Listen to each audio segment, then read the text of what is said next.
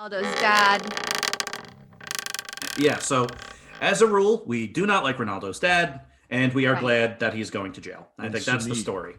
And we probably don't like hired- him both because he's guilty and because Ronaldo doesn't like him. I assume it's just sort of a solidarity thing. Yeah. Yeah, There's a right. solidarity thing, and also he's guilty of treason.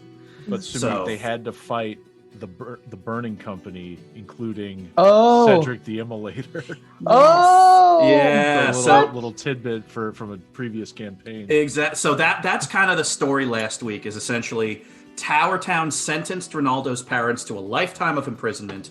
Oh, I forgot that part. Ronaldo's dad hired the burning company Yep. to spring them from a prison bus.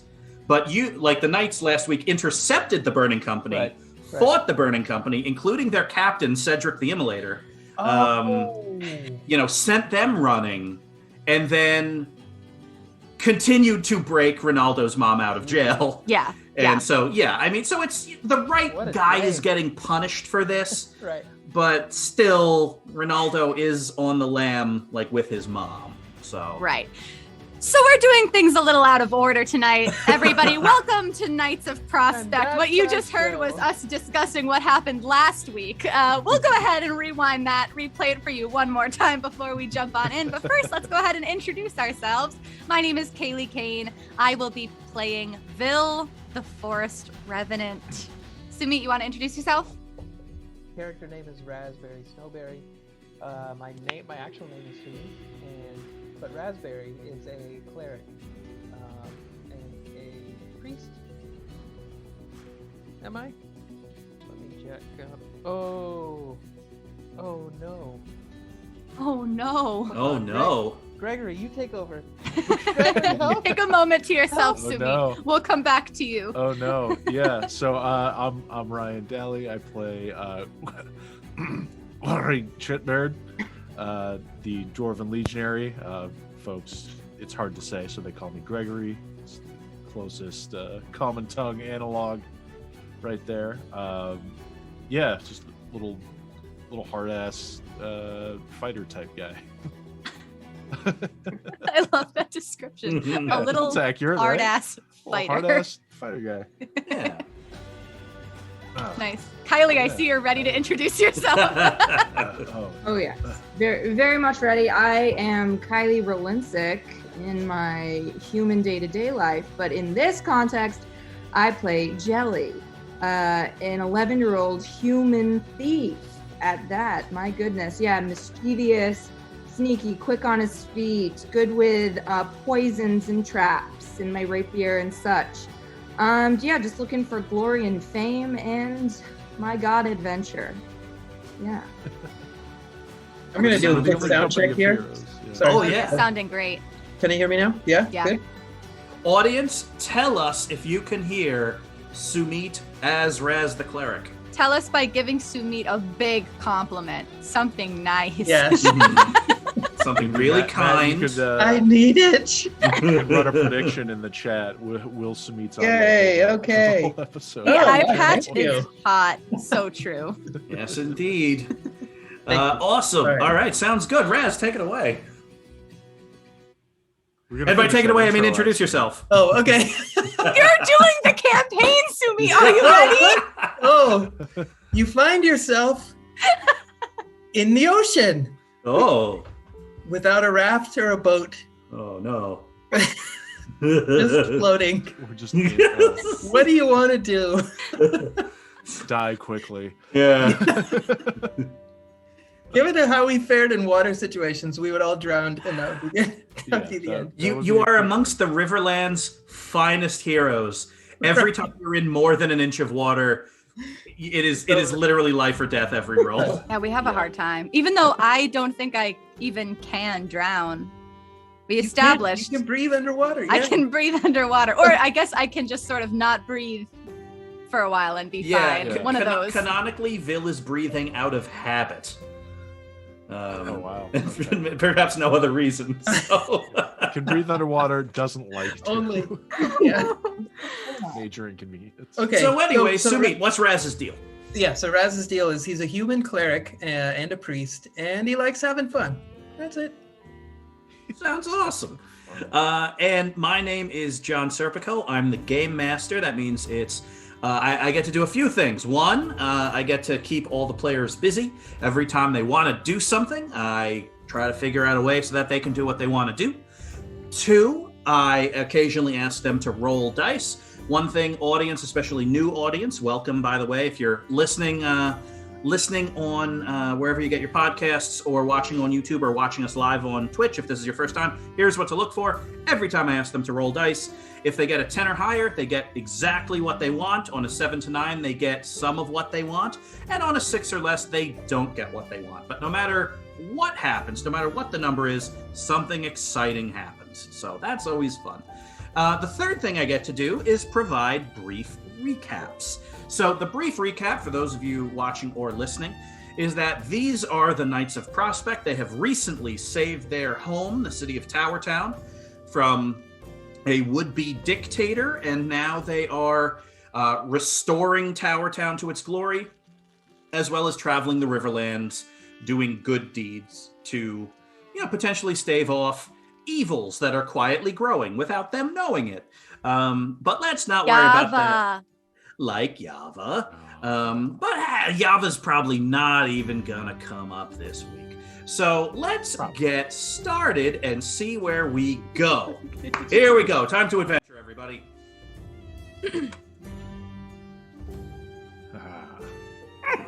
And here we are in our fantasy world. So, the four of you are fairly far from Tower Town, on the outskirts of a small town in the foothills of the Dwarven hegemony.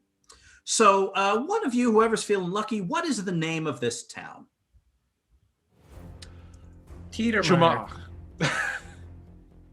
Hold on. Raz gave its human name. Gregory gave its dwarven name. Raz, what's the human name? Yeah, you could tell. I don't know Dwarven at all. Tietermeyer. Tietermeyer. But what do the dwarves call it? Umach. Umach. Awesome. So that's actually a very important thing, because now we know, canonically, it is a settlement of both humans and dwarves in kind of the borderlands of the Riverlands, which are primarily human, and the Dwarven hegemony, which is exclusively dwarven. So and let's... the humans called it something foolish, as they always do. Tietermeyer. Tietermeyer. They just Named can't after get the it great right. General Tietermeyer, who never won one battle, but didn't have to because he didn't fight in any. So That's very And nice. how is he a great general? What a legacy. he's undefeated. Let's not worry about Passes his his wins. His losses stand at 0. That's the important thing. So in Tietermeyer, or Umach, depending on where you hail from, it's a very interesting town. It's one of the many border towns in which there is a kind of mix of folks of different backgrounds. So, so Raz and Gregory named it. Jelly and Vil, why don't you describe it? Each give me a sentence about it. It's extremely divided, the human side and the dwarven side. Most cities that we go to, everybody is intermingling, and there are different districts and different areas for different purposes. But here, it seems like there's 2 of everything. Yeah. And the thing about it is, it's like symmetrical and mirrored in a way, but also deeply opposite, right? Like if this is a white fountain over here, it's a sort of a black stone fountain on the other side. So in this way, there is this kind of inverse, diametrically opposed aesthetic. And there's also a huge statue on the divider line between that is Tietermeyer. It's beautiful. Yeah, indeed. So it's a very, very interesting town, and it is kind of this division that is why you're all here. They, kind of the dwarven and human kind of elders who have to work together to manage this town. called the Knights of Prospect here for a very, very specific reason. And they specifically asked for Gregory and Raz specifically. Like that was, they got top billing on like the request to the Knights of Prospect. And then in addition, it was like, and if Jelly and Vil are free, please have them come too. So the reason why is because there's an ancient church of Enteresh outside of town. Well, something kind of bad happened to it. But the thing to keep in mind is there's a holy relic in this church, a very, very sacred relic for people that worship Enteresh. Raz, you're the expert as a cleric of Enteresh. What is this holy relic? These would be the slippers that his apostle Won wore on his religious pilgrimage, which he went on after Enteresh passed away. So they represent kind of the spiritual journey that we all have to go on if we follow the faith. Yeah, that's incredibly profound and entirely accurate. These slippers are kept in this, this kind of large dome of, wrought silver and glass. They're just there, like perfectly magically preserved, and they kind of rest on an altar in this church. And that's all well and good, but unfortunately, a couple of weeks ago, there were several incredibly loud noises that were heard beneath the church, followed by a cave-in that collapsed about half of the church. So it's now this big, structurally unsound building that that houses one of, the faith's most precious artifacts. So the four of you were summoned here to essentially protect this church while so essentially the humans wanted to bring the four of you here, and they did, but the dwarven leadership of Umach wanted a cadre of dwarven engineers to examine what exactly went on, because essentially a cave-in collapsed a church. So, each side of the town called in reinforcements, in essence. And you all got here first, and so you're camped outside of town in kind of this half-ruined church, and your job is more or less to hold the fort down, make sure that the relics are safe, and await the arrival of the dwarven engineers. So let me ask you, you've been here for a couple of days now. How has it been? Has it been quiet, or has it been not quiet? It's not been quiet at all, because people know us as the Knights of Prospect, and they know us as the people who just defeated Akka. And so we're kind of celebrities around here, just a little. So people Yes, so they want to party with us, is what Raz is trying to say. They want to party with the Knights of Prospect, essentially. Yeah, and so a lot of kind of what you're doing is dealing with people who are bringing you lunch and wanting to ask you questions. This is a huge deal that you all came to Tietermeyer or Umach, depending on what side of the town you're on. And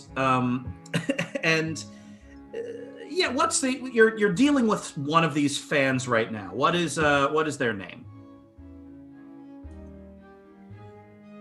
It's Birdie. Birdie. And give me a sentence about Birdie. Well, Small human. yeah.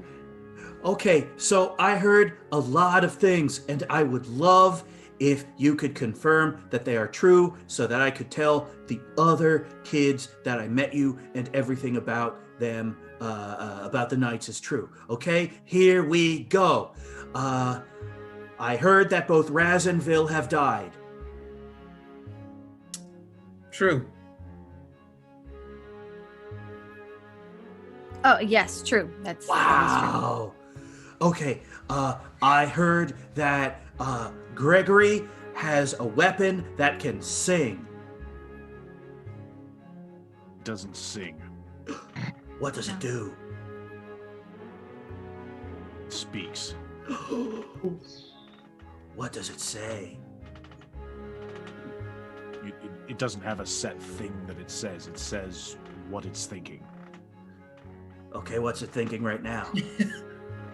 I'm not going to disturb it on your behalf. Classic birdie. Oh, well, I suppose that's fair. Okay, Jelly, I heard that you are the finest thief in all of the Riverlands. That's true. While you weren't looking, I took your breath away by being the finest thief. Jelly. You're right! And Birdie sprints off back towards town. Greg, you couldn't make your sword say one thing. It was a kid. Cestus, and it is the spirit of Dumandulian, a fey Right. warrior. I'm not going to wake him up to speak to a child.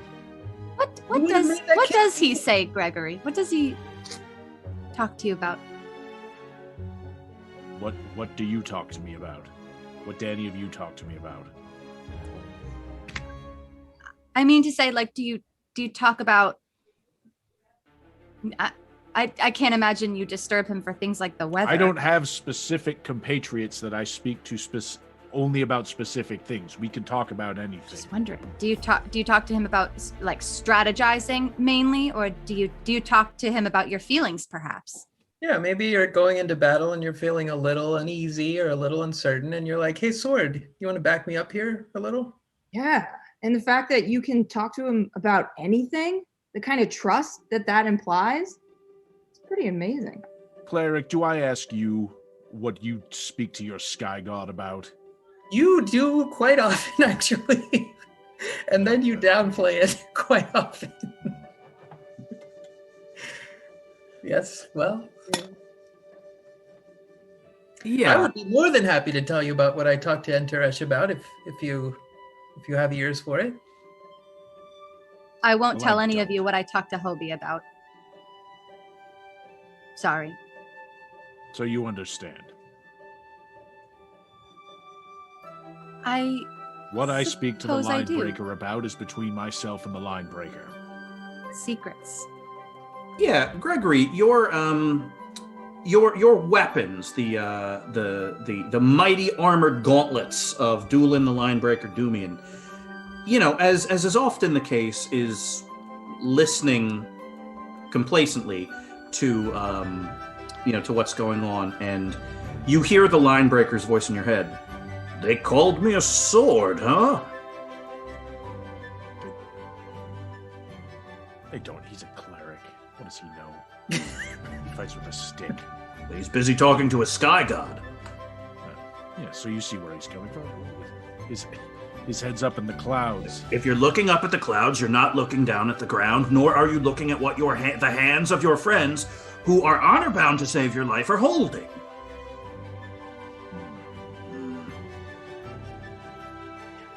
Never trusted that religion. Never trusted his... I don't know what he calls it. What are we here for? What a slipper hunt.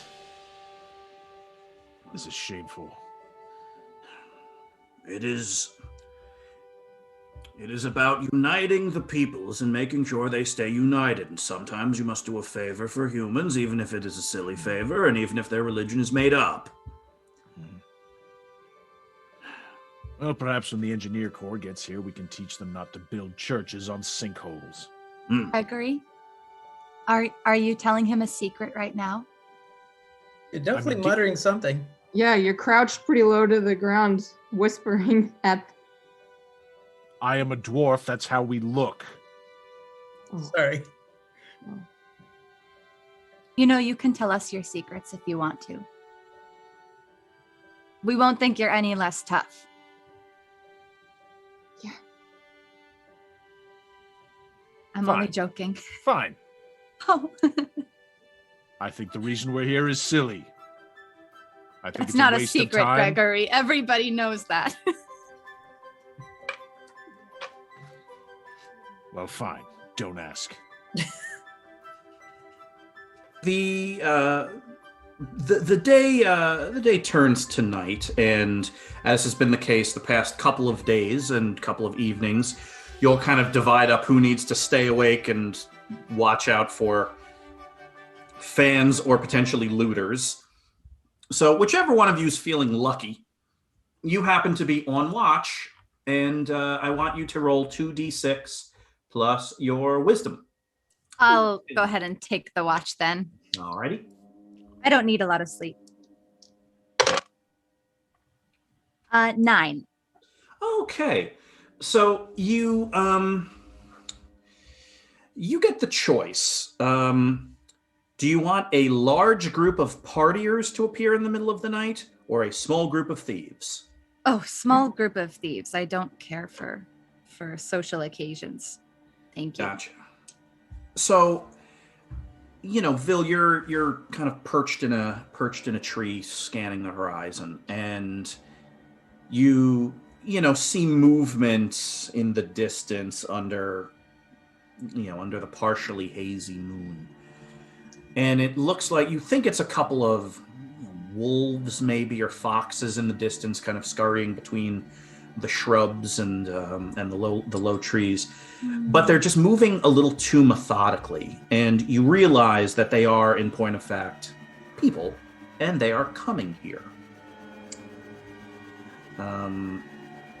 Jelly, you as a thief and traps expert have prepared for this eventuality, and thanks to Vil's roll, they happen to tumble into one of your traps. So the question, Jelly, is what kind of trap did you build to protect the approaches to this church? So I built what we call a grab and swing. So it's mostly a clamp mechanism attached to a rope. So you step into the clamp, and then that triggers the lifting of the person or the creature, the invader who is trapped. Yeah, so that's really the nature of the trap that I've set up.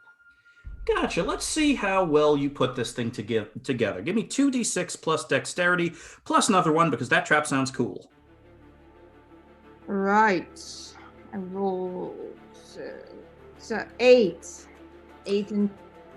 All right. So it, with a partial success, it catches one of them, but not the other. So Vil, as you're kind of perched and looking out, you see the two of them kind of sprint, and then one of them just kind of gets snatched up into the air, and you hear like a scream that is stifled maybe half a second later.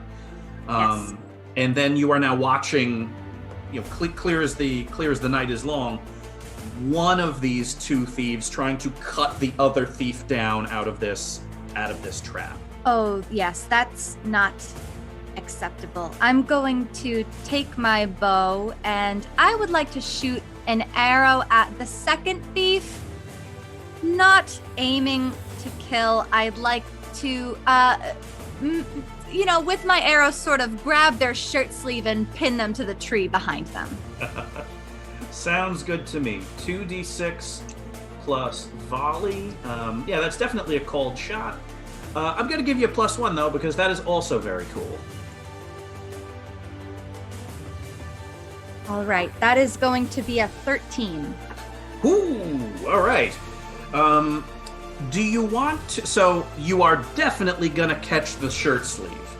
It's entirely up to you with a roll that high. Do you want to catch it here, or do you want to catch it right in the middle of the arm? You know what? Let's just keep it at the shirt sleeve for now, but let's make it tight. Yeah. Incredibly benevolent of you, Vil. So you kind of draw back the bowstring, and as that happens, an arrow just kind of forms in your hand, and you let it fly, and it kind of arcs through the night sky. And this one thief is cutting down the other thief, and then all of a sudden, just one of his arms just gets locked against the tree. Within a couple of minutes, one thief that is stuck to a tree and one thief that is hanging from that tree are surrounded by 4 Knights of Prospect. Wake up, everybody. We've got some company. Ah, my snagging swing worked. It worked. It did work. It worked, Jelly. Raz, Gregory. Oh, a Raz. shot. Raz. Yes. There are 2 thieves approaching our campsite. Well, have fun. Okay, good night, Raz. Gregory, are you coming? Let's do it. So when I said 4 Knights of Prospect, I meant 3. The thieves are surrounded by 3 Knights of Prospect, and the one that is currently swinging upside down.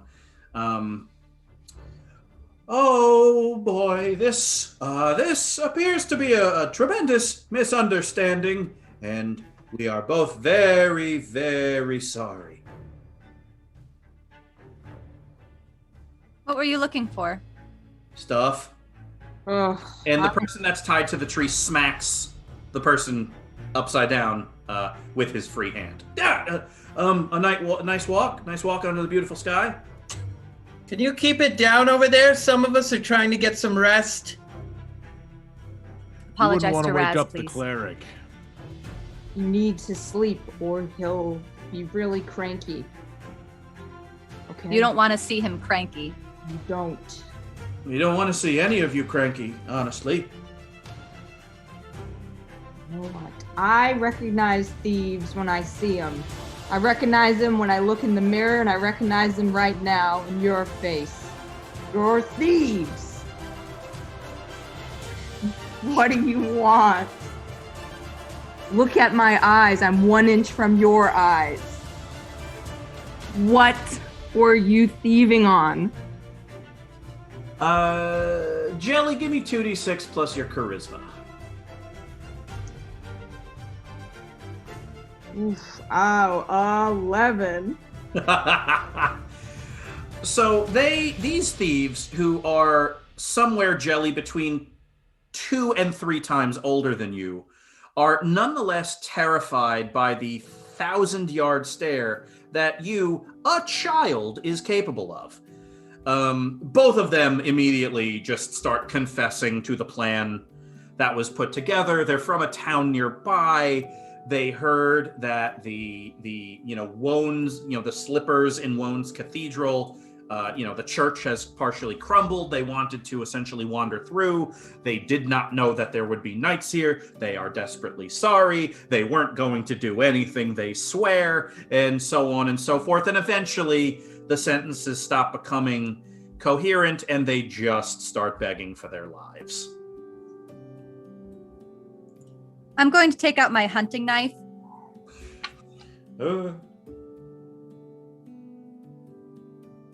And I'll unceremoniously cut down the swinging thief. Without ceremony. No ceremony whatsoever. Something. No And, ceremony at all. And I slice open the sleeve of the one attached to the tree.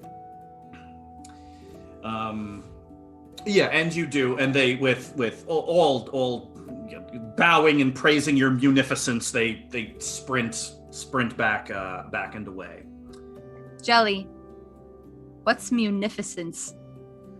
I think it's a really evil sort of celestial body. I think it's when something's evil and it's part of outer space. Just gonna let them go? They're child's play. What would you have us do, Gregory? I'll take away their means of thievery. I wanted to What crush their means hands. did they have? Their dull Their hands. wits? I would have crushed their hands. You want us to take away their... Gregory, I will catch up with them right now. I'll pin them to the ground. I want you to tell me that you think we should take away their hands. They were going to use them to steal. All right. I'll be back. I run after the thieves. Yep, you run after the thieves, and we don't even need to roll for this part. If you Tell me how this all goes. I'll tell you exactly how it goes. I catch up to those thieves. I just grab them both by the back of the shirts. And I say, don't make any noise. In a moment, you're going to scream for dear life like I've just wrecked both of your hands. Both pairs, mind you. And I want you to never come back or that. Did you see that dwarf back there, Gregory? He's unstable. He will do this. Absolutely. And you know what? He remembers things really well for long times. So if he hears about you thieving ever again, he probably will find you because he's sort of a detective. He knows where to look for clues even. And he'll run you down and he'll crush your hands like I'm saying I am, but I'm not. Is this a lesson that I'm teaching you? Is this working? Mm-hmm. Yes, you're giving us a very undeserved second chance, and we are incredibly grateful. Yes, because I'm the wise one. Do you see this? Yes? I'm the wise one. You're the wise one. Yes, this is a wise move. I've thought it over, and it is. Never thieve again, or Gregory will come chop your hands off. Yes?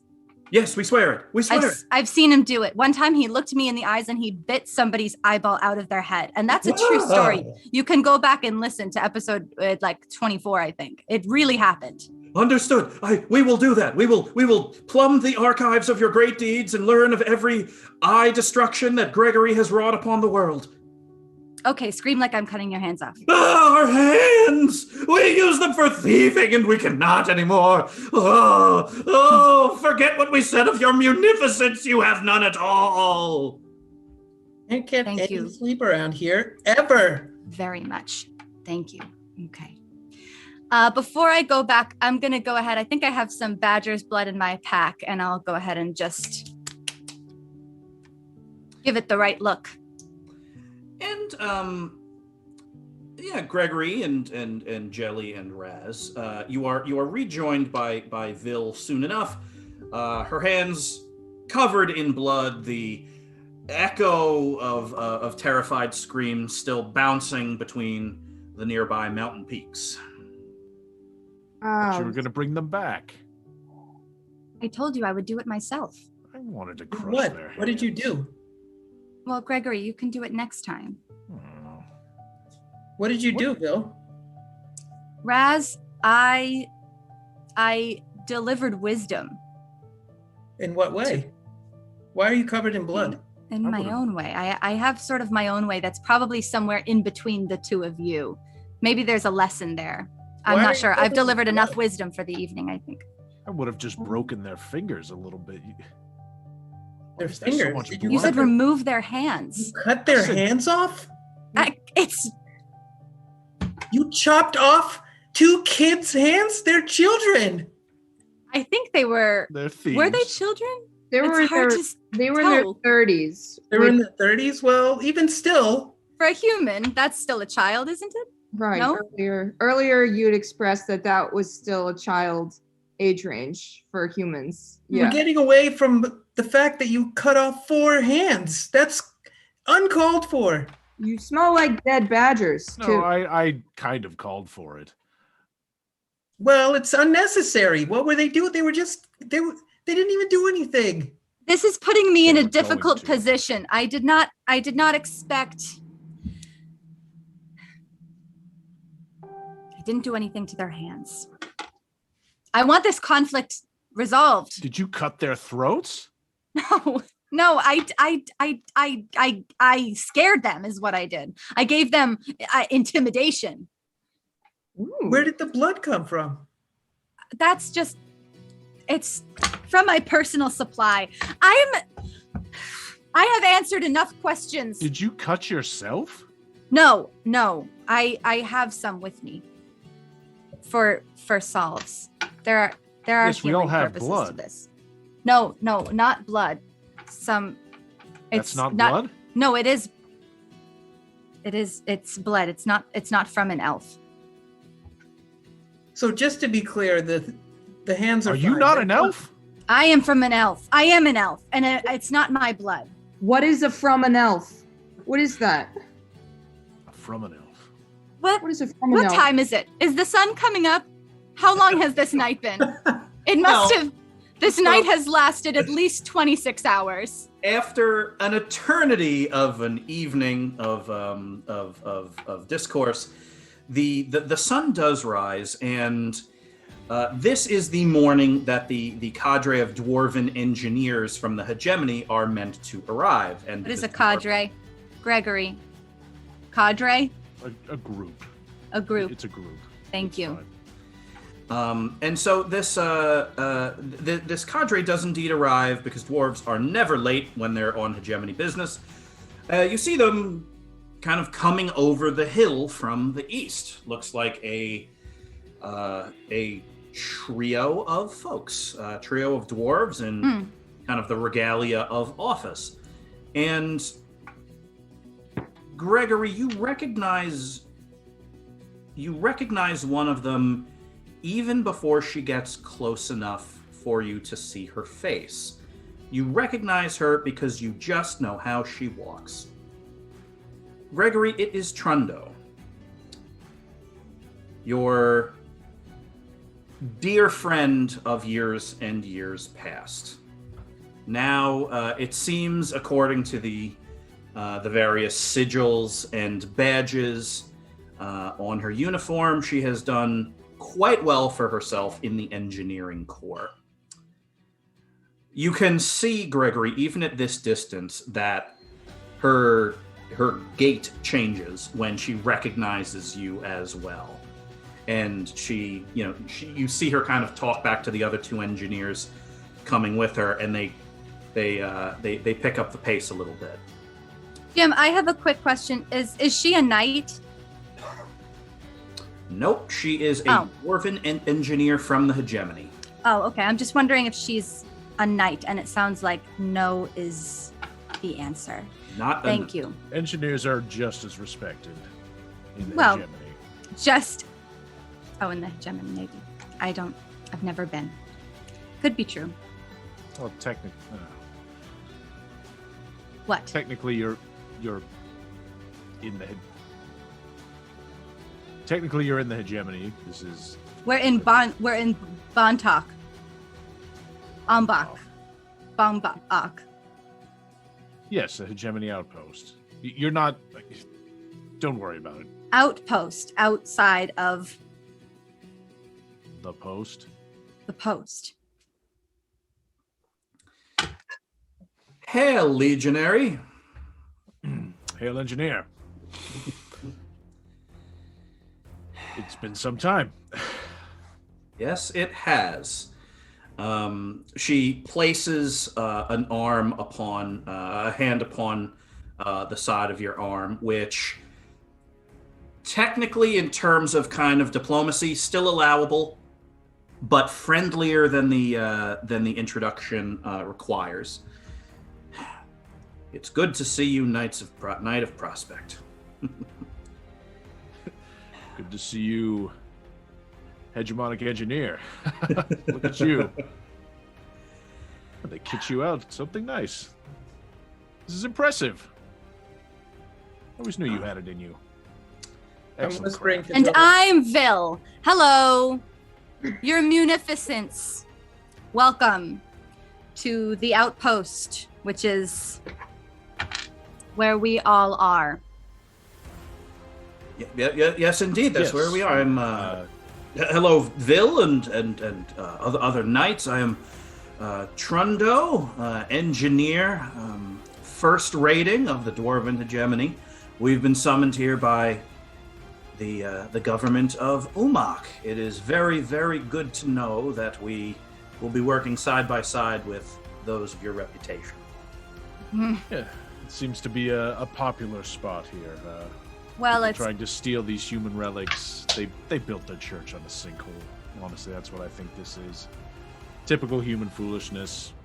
Leave it to us to put it back together.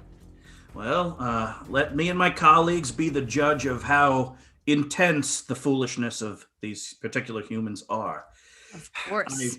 In preparation, I obviously reviewed some of our geographic surveys, and shockingly, I know, Gregory, because you do have an eye for this, there appears to be no documented geographic or geological instability. That's why they sent me instead of someone else. Looks like we have a mystery on our hands. Oh, are you like a detective? You could say that. When it comes to matters of the earth, I suppose. Ooh. And I'd put an engineer up against any of those magicians when it comes to the mysteries of the earth. Engineers actually get things done the right way. Engineers do get things done. That's absolutely right. And another touch of the arm. She looks at you, Raz. Raz, cleric, I am, of course, a stranger in these holy halls. With your permission, I would like if you could show me the church. I would be happy to. Since you're coming from a long journey, it would be respectful of the relics for you to bathe before you enter the church. somewhere far away, probably, just to be safe of the sinkhole trombone. You understand. It doesn't need to be far. It can be down the street. There's a Right around the corner. We'll have to stay here, though. Keep an eye. We've had a problem with thieves. There is a small bathhouse in Uma. It's their custom. It's their Enteresh guy. He's into clean. Understood. Well, given the importance that the hegemony sees in keeping the two halves of Umach and Tiedermeyer working smoothly, we will gladly honor this tradition. If you'll excuse me, I will bathe and return when I am tidy. And she says tidy in such a way that she makes eye contact with Gregory, and that's apparently some kind of inside joke that only the two of them know. We all know how important tidiness is. Tidiness, very important. So important. That's funny. There was no joke, so I'm not sure why there's laughter. Jelly, we'll just have to wait for it to subside. It'll only be a moment, I'm sure. You had to be there. Yeah, it feels I like assure you, it's very humorous. And so Trundo and her two kind of lower ranked engineers do indeed kind of wander down the hill and into town and are gone for some length of time, preparing themselves to enter the church. Gregory, what's going on? What's going on with that tone? You don't let anybody touch you like that. yeah, Twice. multiple. Rondo and I are old friends. Oh, okay. There was like a magnetism that seemed to imply some kind of long-standing history. Well, I assure you, neither of us are magnetic. Sense a little spark, a little joy in your voice, a little twinkle in your eye. I saw the twinkle too.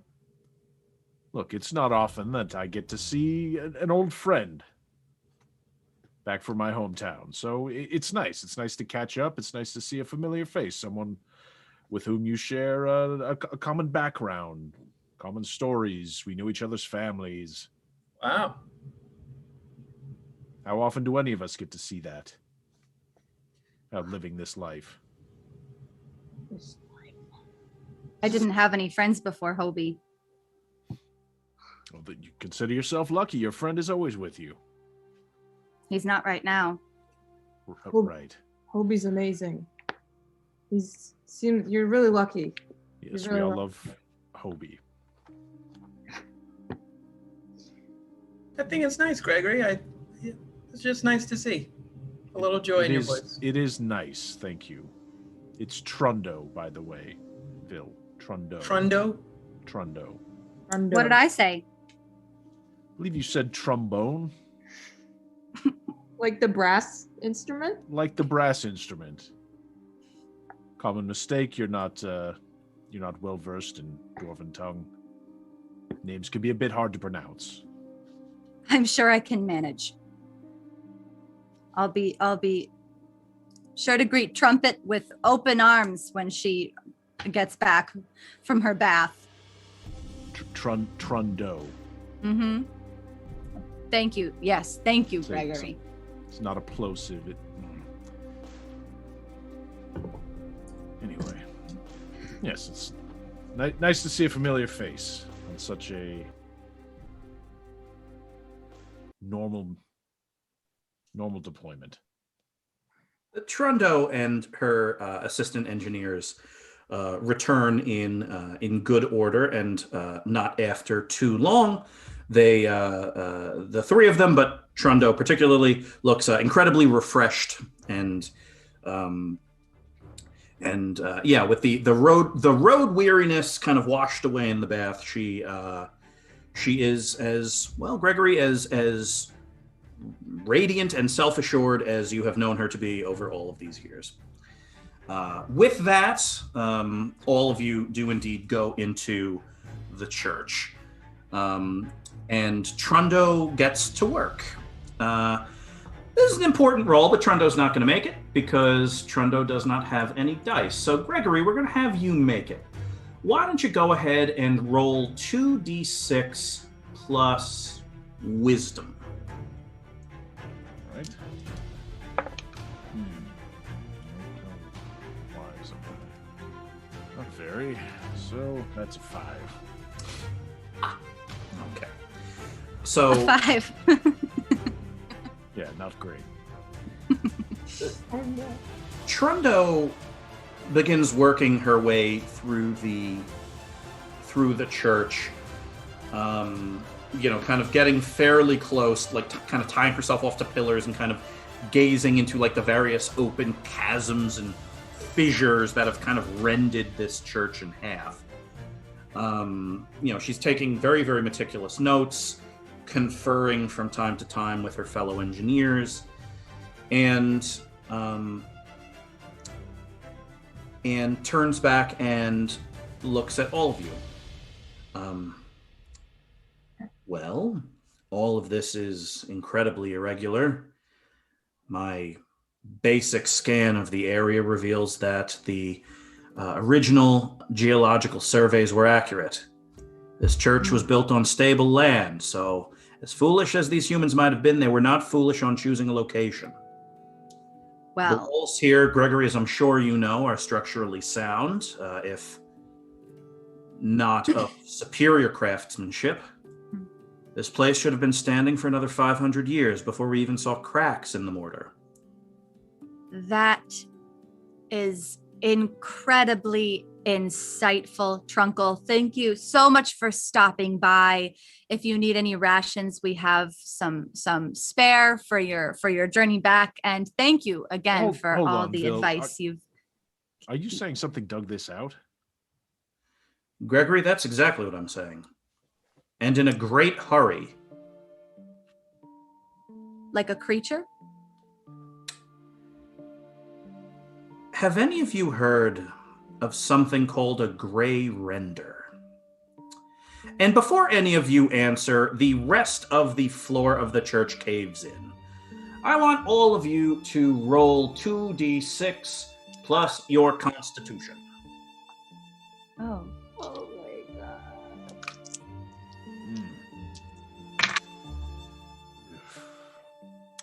Well, that's another 5 for me. 8. 11. 4. The three of you that got a partial success or less are going to take 6 damage from the fall.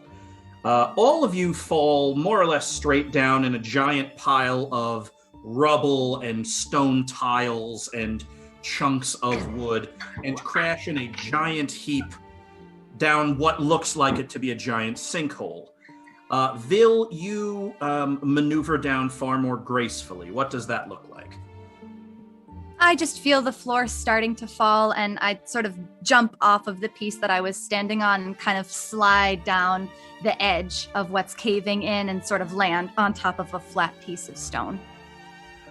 Yeah, you kind of glide gracefully through a profoundly ungraceful situation and kind of plant yourself on plant yourself on a flat piece of stone.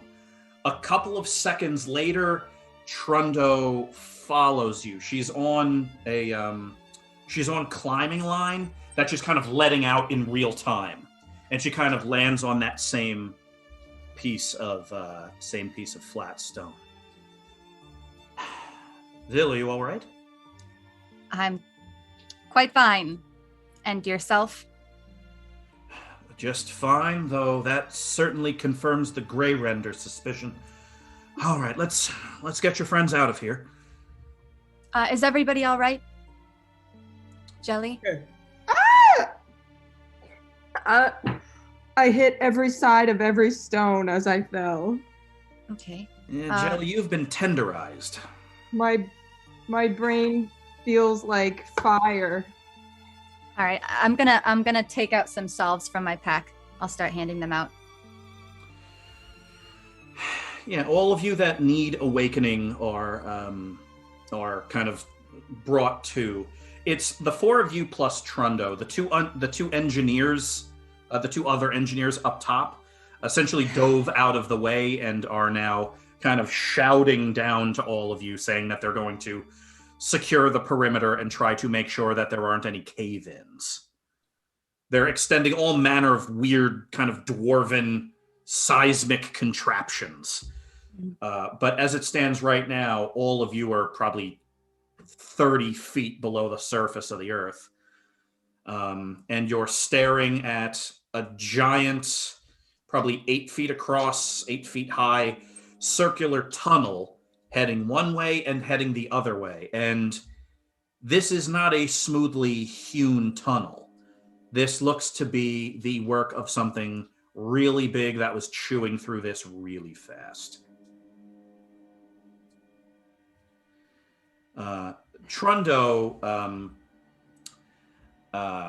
starts putting a bracer on and like clipping it into place and like it kind of extending out this weird little tube from it, which she then packs with some kind of black powder. Grey Renders are beasts. They are beasts without a mind of their own.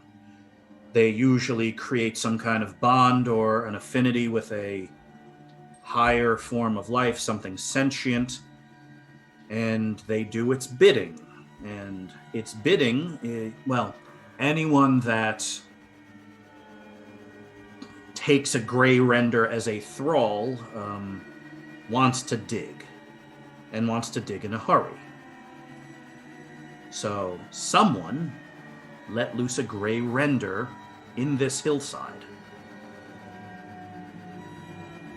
To dig. To dig. In a hurry. In a hurry. They must be after the relic, no? Well, that's your area of expertise, not mine, Raz, but if you're telling me that's the most valuable thing in the area, then yes, probably they were trying to undermine it and bring some kind of force through or something like that to get it. Undermine.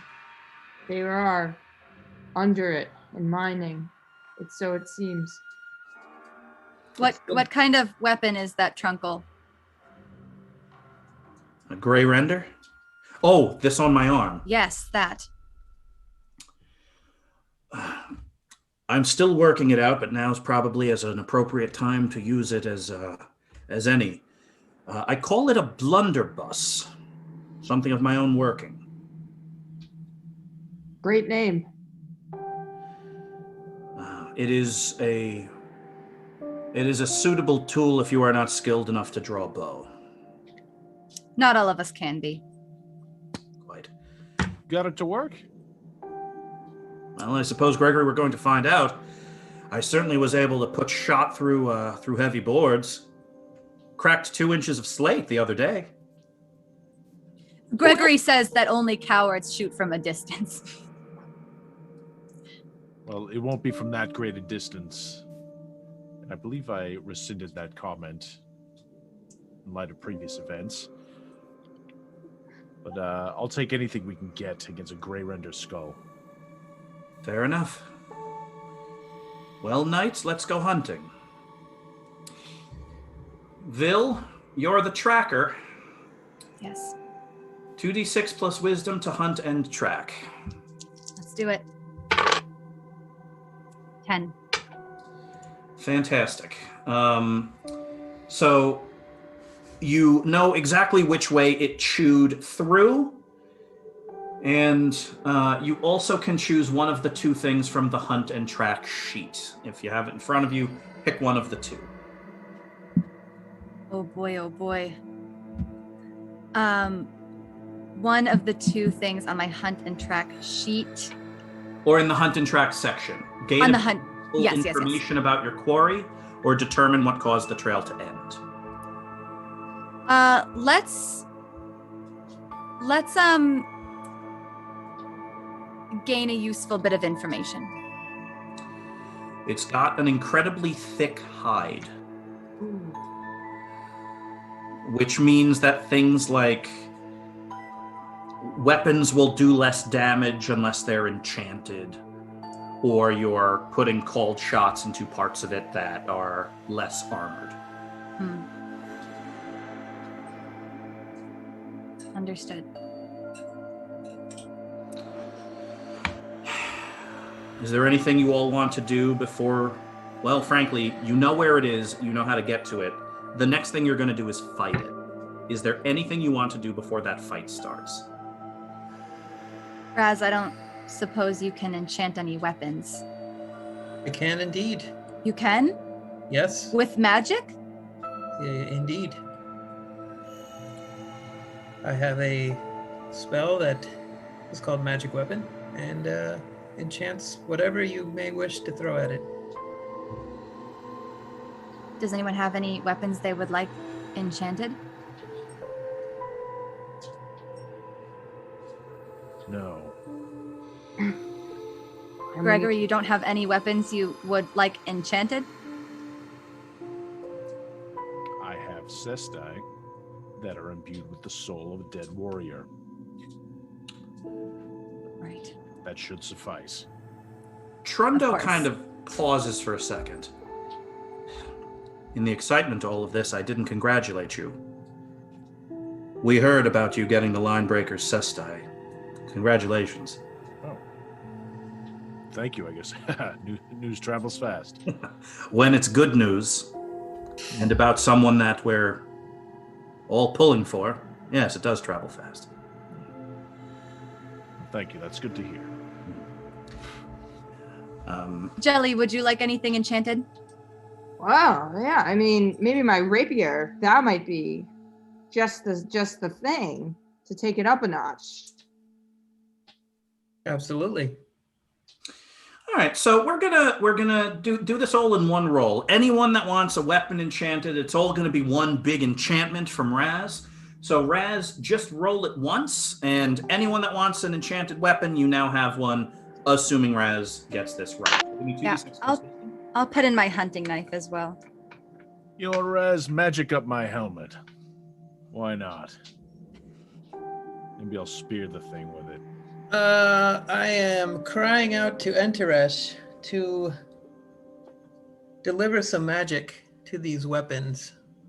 And it seems that we are too far down to do anything about it because I rolled a 5. And Teresh can't hear us underground.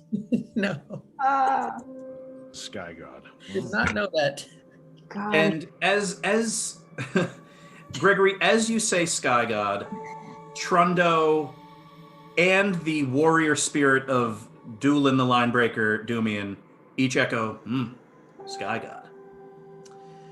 And so you all, like Raz, you kind of you cry out and you try to pull down this enchantment, but it is challenging down here. You suspect, because you are a scholar of faith, that it is because you are below essentially a destroyed church.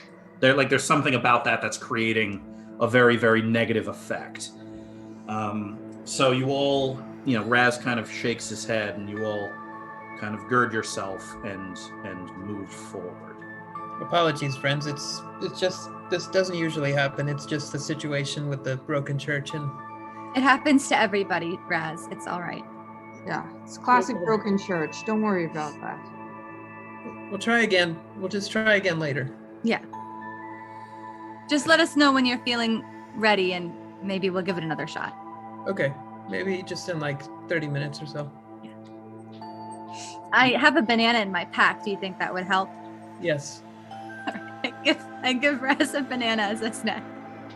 Raz, you were nourished by the wholesome banana given in good faith by a trusted friend. And you Sweet Raz. Thank you, Mel. you continue onward, and the cave or this tunnel you're following loops back on itself again and again. You realize that you're not walking in a straight line. You finally understand what this gray render is doing. It is chewing a big sweeping zigzag pattern under the hill, which leads Trundo and the rest of you to the rather terrifying conclusion that this gray render over the past several days and weeks is trying to collapse an entire hill. Essentially, the entire church at some point is going to fall into the earth, and then whoever is controlling this thing will root through the spoils deep underground. Oh, God. We're walking in a circle. We've been here before because of Raz's banana peel. It's on the ground. We've passed it so many times. Yeah, you're right, Jelly. We're definitely going in circles. Well, we may be going in circles, but we're not lost. I haven't lost us, so no one panic. We're not lost, okay? I mean, how Yes, many yes, hours? We're not lost. No, we trust you.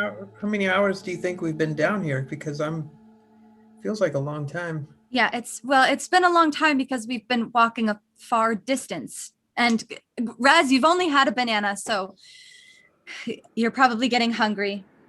Aren't you guys? Am I the only one who's starving? Why don't we take a break for food to eat something? Would that be You all sit appropriate? down. Yeah. A short break? I mean, I'm always hungry, but I'm also always eating. I have little jerky niblets in a satchel.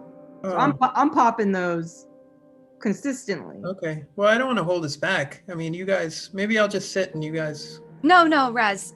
Please, Okay. let's all take a seat. We can't start a fire because we're underground. But we can I have some nuts and berries Perfect. in my pack. So, Jelly has some jerky. yeah, it's my personal supply. I'd be willing to give up a few niblets. Please, Jelly, keep Trundo your pulls niblets. out something that's that's wrapped in like waxed cloth. Gregory, it is Trust Hermgersh.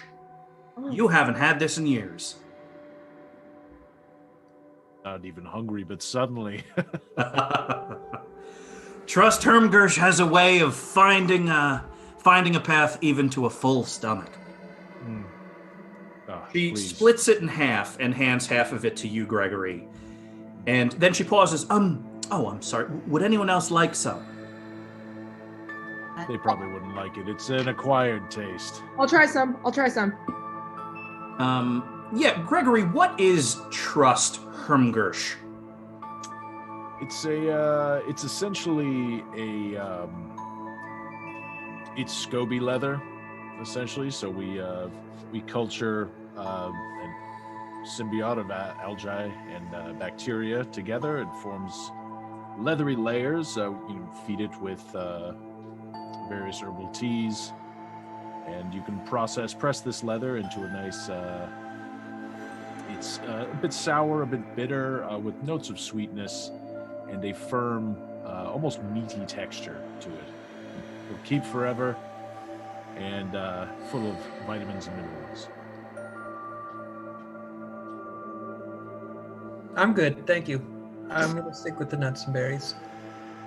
Suit yourself. Yes, Gregory, and I have ground nuts. Okay, I'm still gonna try bite, even though that description was pretty off-putting. I'll try bite. Yeah, you are handed a piece that is both incredibly firm and dense, yet oddly squishy between your fingers. How is it?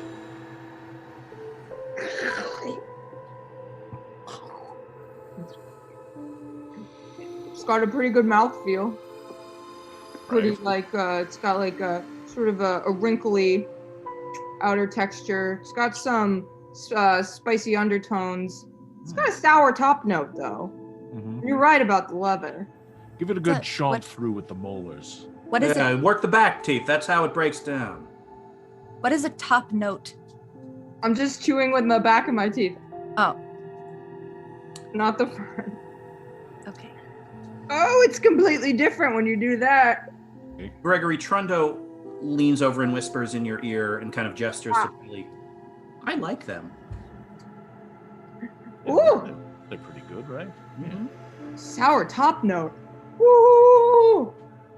The chewing, and it takes a lot of chewing to get through this, kind of echoes in the cave. All the two dwarves and one human child chewing through essentially bacterial leather sounds like a chorus of mastication. And it, in point of fact, for a time, masks the far louder sound of chewing. A great maw chomping through stone and dirt. That's Raz on the ground nuts. Sorry, guys. These are good. Wait, And hold you're on. pretty sure that's it. Until you see the cave wall that you are leaning against collapse backwards. Oh! And suddenly you're all staring into a giant mouth. Oh my gosh! It wasn't Raz. Raz was chewing with his mouth closed. It was something else. I couldn't have done that. There's no way. It's hard to describe what the gray render looks like because from this angle, the business end, it's just a giant mouth. A mouth 8 feet across. And it's not screaming, but the grinding and sucking and chomping noise might as well be. It absolutely fills your ears to the point where your other senses are having it seep in as well. And there's a grand shaking. It is very clear what this thing wants to do. It wants to eat all of you and continue its task of undermining the mountain. Who goes first? Do we have a full view of it? You're looking at it head on. If you kind of get out of the way, you can see its side. It's called a gray render because it is gray. It's essentially a giant gray worm with tiny little bug legs on its side. Just kind of skittering, sliding this giant, awful beast forward, like a disgusting, fleshy subway car moving through a subway tunnel that's just big enough. I'm going to maneuver out of the way and see if I can get a handle on where the vulnerable part of the body is on this creature. Yeah, let's have you do it via an attack roll. Depending on the damage you roll will be whether or not you hit something weak. All right. So this is going to be a hack and slash with your dagger instead of your normal bow, if that's what you want to do. Yeah, I'm gonna try and leap on it with my hunting knife. Got it. Give me 2d6 plus your strength. 8. Okay. The damage with your hunting knife is also 1d8, just like your bow. Great. So give me a roll. Tell me what you get, and if you get high enough, this means this is where you got to stab. 3. Okay, so you describe what it looks like as you kind of engage this thing in hand-to-hand combat. It's so large, but I'm a great jumper. I'm a great jumper, but I'm not a great stabber, it seems, because I get a running leap and I try to sort of get up onto it and stab my way up, almost like I'm gonna climb onto the top of the render, but it's just so hard to get a stab into the armor. So yeah, you're kind of on top of it, and you're kind of working the hunting knife kind of under what looks like plates or scales, and you start kind of chopping away bits of it, and you don't think it's necessarily having an effect until you kind of get the knife stuck in something, and you hear this thing scream, and you feel like a shudder roll through its body. It does something rather horrifying.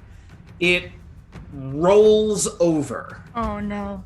And it kind of twists and turns, and all of a sudden you were on top of it, but now you are under it, being ground against the dirt and rocks under. You take 7 damage. So, all of you watch Vil kind of sprint forward and jump and do this, and all of a sudden she's just kind of swallowed up by this, like, churning, twisting, enormous gray render. Who goes next? All right, is that mouth open? It is open. All right, I'm going to charge at it. I'm going to take a tooth out, jump into its mouth, and I'm going to stab it in the brain through the roof of its mouth with its own tooth. Let's go ahead and do a hack and slash, 2d6 plus strength, plus 1, because that's really cool. 5. Okay. Oh, no. You sprint forward, Gregory, and you run in, and its teeth are in rows and rows and rows. Which means you know that they're meant to come out. These things go through teeth fast. And so you kind of grab one and pull it out by its root, and it's this big, and you sprint in and turn. You're looking up into like its armored, platey inner mouth, like the roof of its mouth. And, you kind of turn and try to find the angle, and you look back out the mouth because you feel this thing moving, and you see Trundo directly ahead of you in its path. And she's kind of, she's aiming the blunderbuss in, but you're kind of in the way, and so she kind of, her eyes go wide, and she kind of holds it up, and she gets kind of crushed against the wall. God! And you hear the blunderbuss go off. You are, Gregory, you take no damage. But at this moment, both Trundo and Vil are in danger of being crushed by this thing. Who goes next? I'm gonna heal Vil. All right, go for it.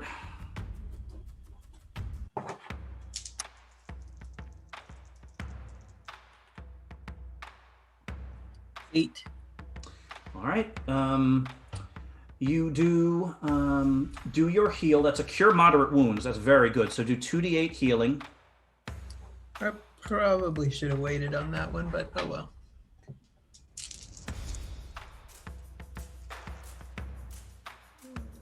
2d8, 6, 2, 8. Vil, you are healed 8 damage. You hear, Vil, you're in, this is probably about the most horrible location you can be. You are pressed between the side of an awful beast, and you're kind of being ground up against like rocky walls. And all of a sudden you feel this like surge of what could best be described as fresh air that smells like the forest. And just a healing wind washes over you. You are still kind of trapped, but now you're not in a tremendous amount of pain for a moment. So you're kind of gathering your wits again. Good work, Raz. You are going to draw unwelcome attention to yourself, though. So depending on what Jelly does, if there are any negative consequences, they're going to happen to you. Jelly, you're up. What's the plan?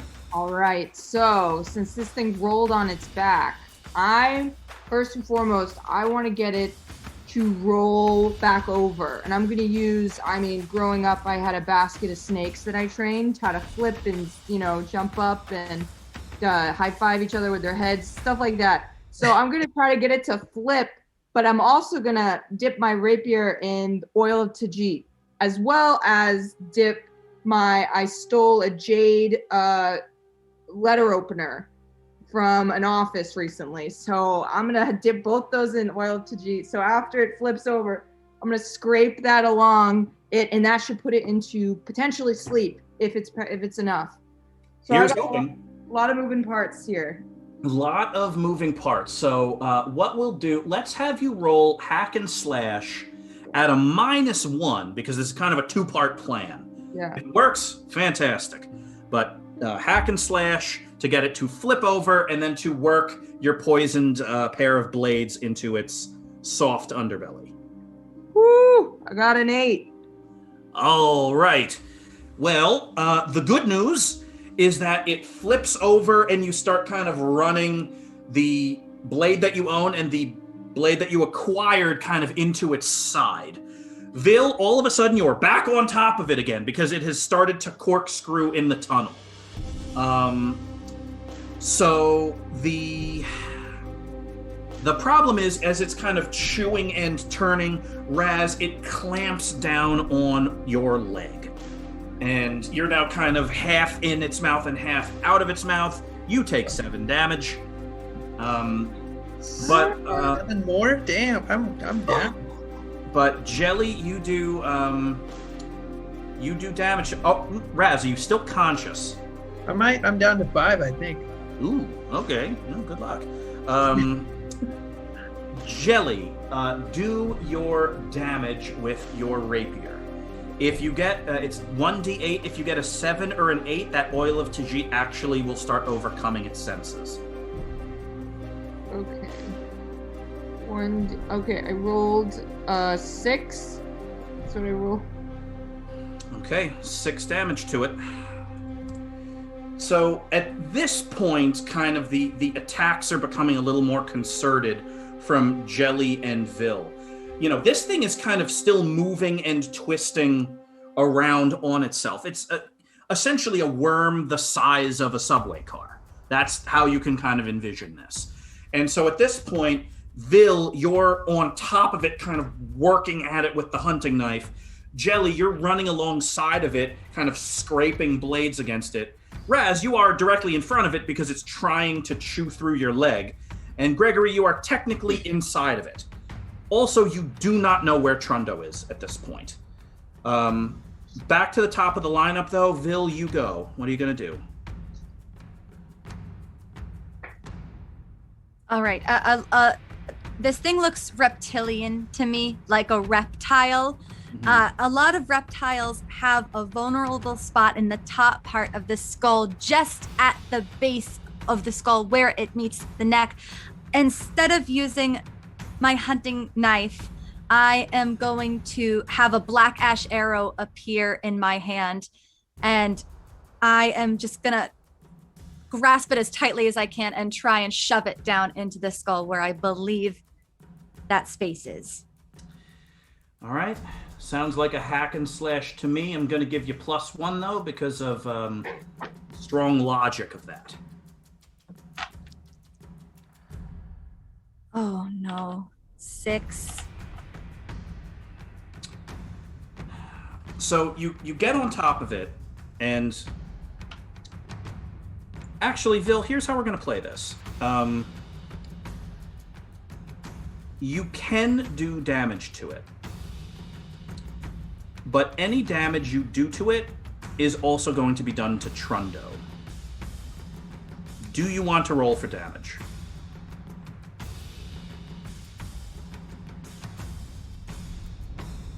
I do no damage. So you kind of start moving up to the front of this thing, and you kind of raise your hand, and a black ash arrow forms, and you're about to stab it when you hear the sound of because your senses are heightened and have been even more so since becoming a forest revenant, you hear this sound so clearly you can picture exactly what it is. It's the sound of those metal badges of Trundos banging and clattering and smashing against rocks under this thing. And you realize that if you stab this thing and it like crunches up or stops, you don't know what that would mean for Trundo. And so you just kind of hold. Damn it. Gregory, what do you want to do? The tooth into its brain. Hack and slash. Plus 7. Can I help Gregory on this since I'm close by?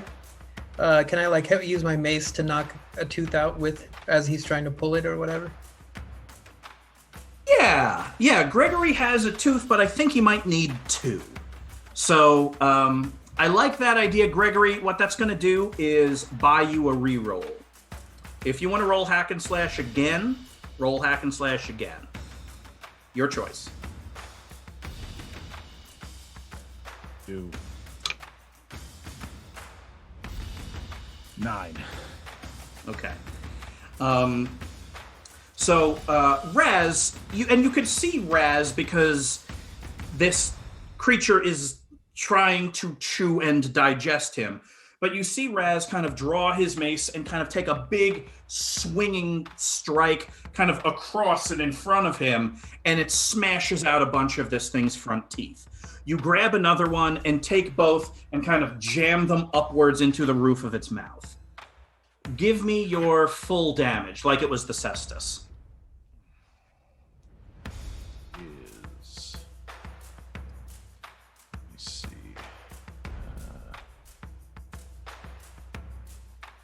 What does that get?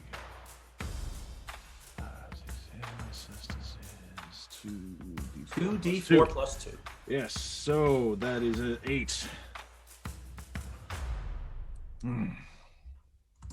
Describe kind of what this looked like. What comes out when you stab it into the brain? So I go up through the roof of the mouth. A bunch of cerebrospinal fluid starts leaking out onto me. It does not taste good, but it's fine. It's not burning me or anything. Rip the hole out bigger, and now it's just a torrent for a second until the pressure's given off. Punch, crack through the skull. Now I'm into the soft, gooey bits, and I'm going swimming. Yeah. Climb up in it, and I'm just ripping gray render, gray matter apart. Keep your mouth closed. Yeah. The gray render, with a series of gurgles and groans that are going to stay with you all forever, eventually comes to a stop as Gregory starts yanking the wiring out of its brain. Eventually, there is silence, with one ear-splitting exception about a minute later, when there is a second sound of a blunderbuss. Gregory, you crawl out of its brain just in time to see emerging from, well, up under the belly of it, Trundo. The two of you are, for the moment, alone in the giant gray render. Are you all right? Wet, but yes. Great minds. Great minds. Can punch through the side of a gray render. I'm gonna have to add that to its list of perks. Write that down. All of you eventually get yourself not only out of the gray render, but eventually out of the tunnel. you are all worse for the wear. And you eventually the engineers kind of lower rope to you. You come back up. A bunch of you kind of took various spoils from the Grey Render as proof of what you've done. Can I cast magic weapon just to see if I could do it? You can. Nope. Your mace picks up. The damage and harm that was being done to the church has ceased. This thing still needs to be, well, probably not rebuilt. It probably needs to be relocated. This hill's going to collapse at some point in the next few years, but that is a matter for another day. You all get to you all get up into the church, and Raz, you are the only person remotely qualified to take the reliquary that has Wone Slippers in it, say the appropriate amount of prayers, and kind of gather it unto yourself and walk it out. All of you are now kind of standing safely away from these ruins at really the foot of the hill, and you're kind of looking at it under the clear crisp sky.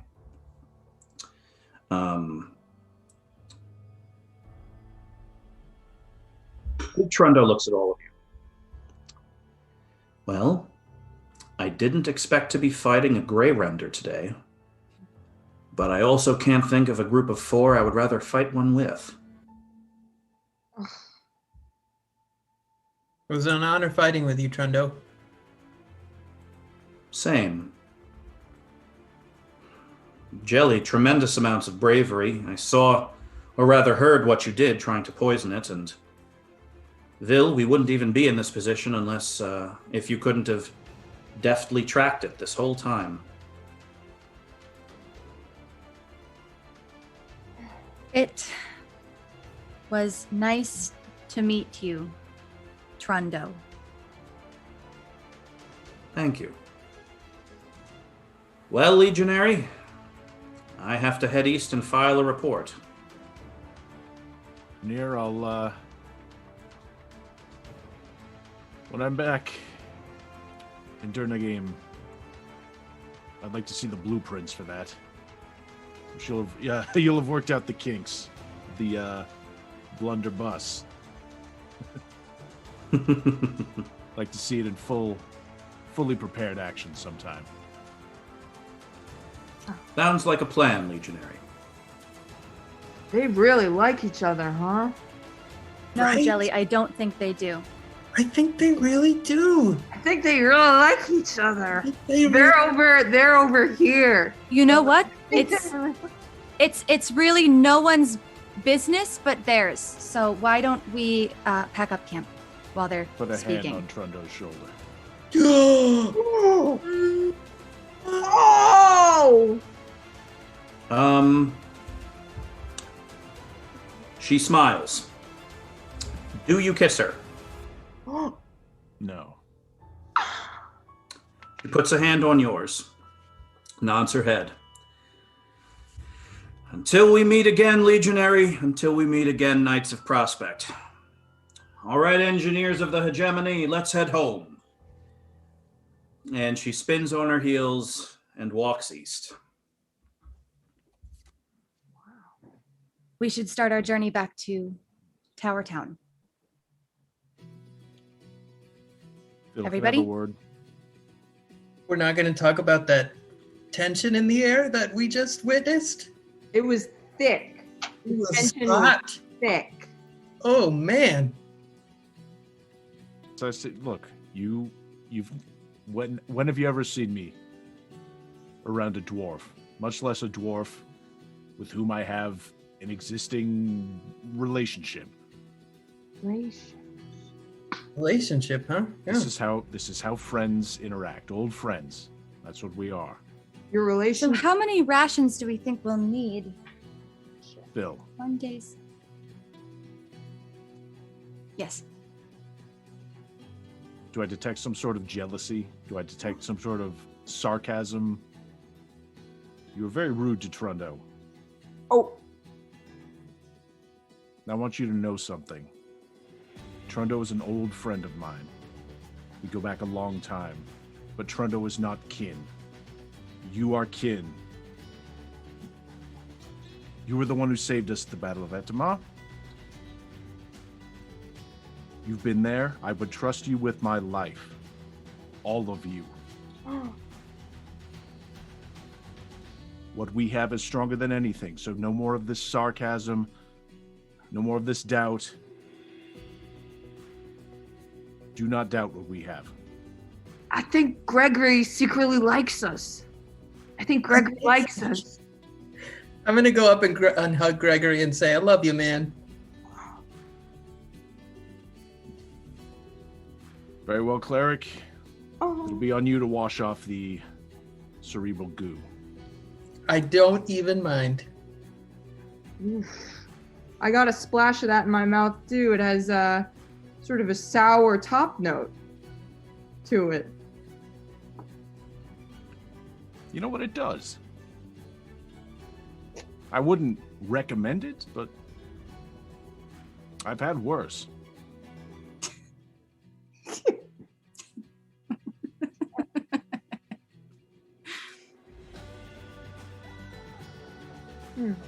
Well, Vil, should we pack rations?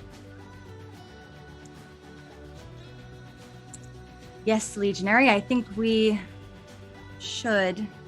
Extra for Raz, so he might be able to cast a spell or two on the way back. If that was a 2-time thing, it'll never happen again. Yes, he's got the sky. He can talk to Sky God now. He'll be fine. All right. Let's get going. I'll lead the way. And just before we end, one more thing.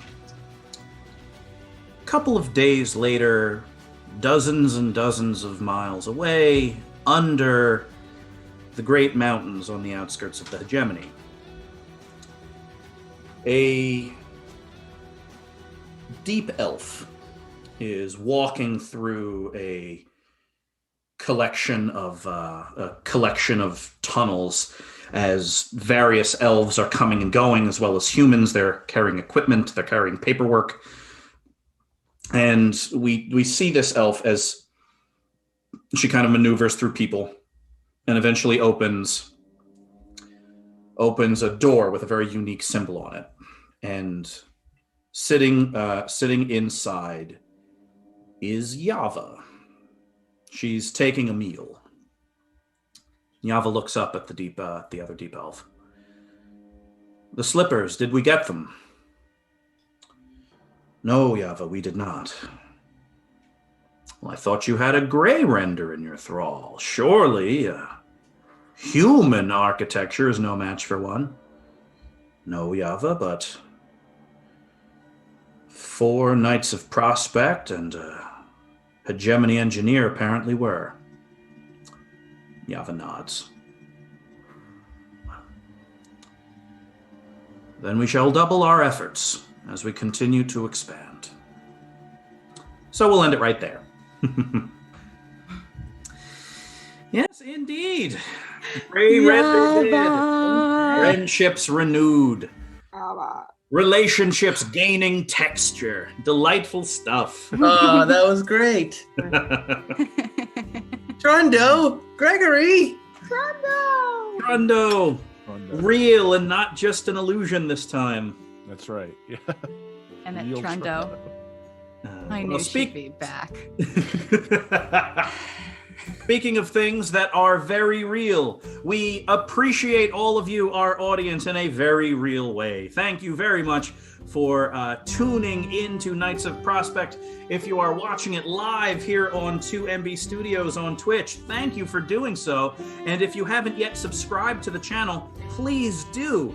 2MB Studios has wonderful comedy 7 days a week, including a growing cadre of subscriber-only shows. So if you like watching comedy, watch your comedy here at 2MB Studios. If you are watching this on YouTube or listening to it on our podcast, thank you for doing so. And Twitch folks, if you want to catch back episodes, please look us up on YouTube, Knights of Prospect, or get the Knights of Prospect podcast wherever you get your podcasts.